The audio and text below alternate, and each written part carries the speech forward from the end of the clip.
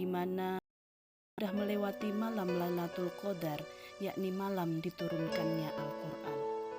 Al-Quran yang diturunkan oleh Allah Subhanahu wa Ta'ala sebagai petunjuk bagi seluruh manusia, sebagaimana firman Allah dalam Quran surat Al-Baqarah ayat 185. A'udzubillahi minasyaitonirrajim.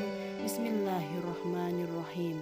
Sahrul Ramadan alladzi unzila fihil Qur'anu hudan linnas wa bayyinatin minal huda wal furqan, yang artinya bulan Ramadan, bulan yang di dalamnya diturunkan permulaan Al-Quran sebagai petunjuk bagi manusia dan penjelasan-penjelasan mengenai petunjuk itu dan pembeda antara yang hak dan yang batil.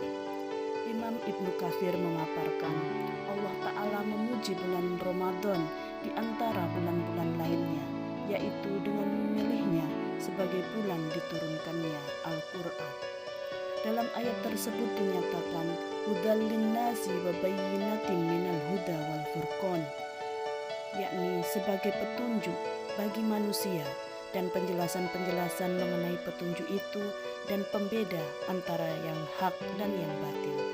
Ibnu Katsir menjelaskan ini adalah pujian Allah terhadap Al-Quran, bahwa ia menurunkan Al-Quran sebagai petunjuk bagi hamba yang beriman kepada Allah, membenarkan serta mengikuti tuntunan Al-Quran.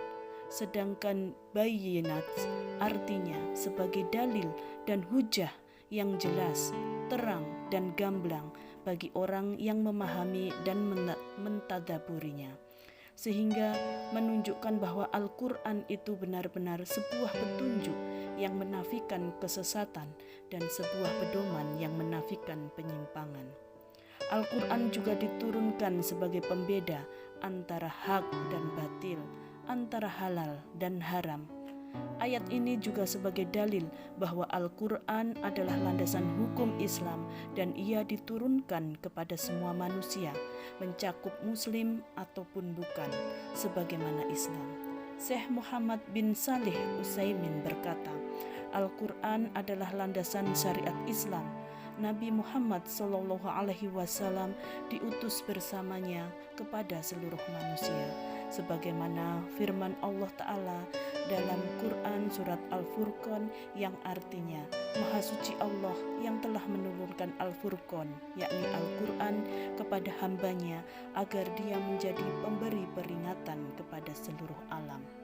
Oleh karena itu, orang yang sudah mendengar Islam namun tidak menerimanya, ia tidak bisa berkilah di hari kiamat kelak.